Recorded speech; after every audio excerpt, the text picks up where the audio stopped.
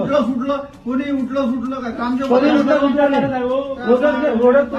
चिल्लर चिल्लर पोट्या काही बोलत काही राहिलं चिल्लर ठीक आहे, असं आलं. नियमात बोलायचं काय. काही युवक जे होते आपल्या ग्रामपंचायतमध्ये गेले.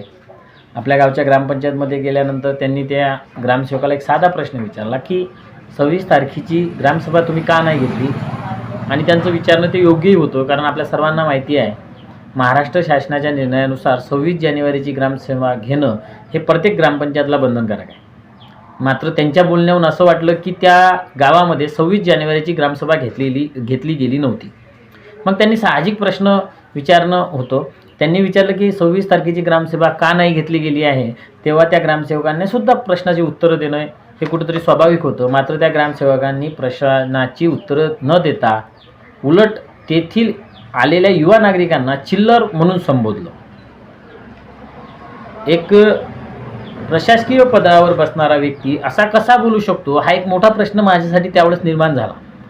सोबतच त्यानंतर मी अजून बघितलं तर त्यात लक्षात आलं की त्या ग्रामसेवकाने पोलीस प्रशासनाला सुद्धा सांगितलं की ही लोक येऊन मला दमदाटी करतात. मला एक सांगा, ज्या सभेला बंधनकारक केलं आहे ग्रामपंचायतवर, ती ग्रामसेवा तुम्हीच घेणार नाहीत.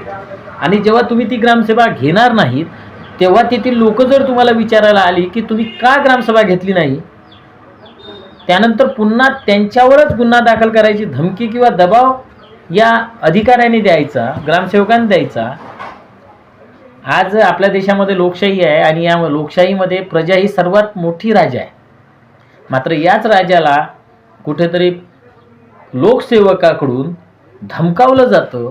नक्कीच हा कुठेतरी निषेधार्थ विषय असला पाहिजे. आपण सर्वांनी त्याचा निषेध केला पाहिजे. आणि अशा पद्धतीने जर कारवाई चालू राहिली तर कोणताही ग्रामसेवक किंवा कोणताही कर्मचारी हा नागरिकांना विचारणार नाही, युवा नागरिकांना वेगळ्या पद्धतीने पाहिलं जाईल. माझं एकच मत आहे की आज या लोकांना आपल्या सर्वांची जरूरत आहे. या गोष्टीचा निषेध झाला पाहिजे आणि सदर जो ग्रामसेवक आहे याच्यावर कारवाई झाली पाहिजे असं मला वाटतं.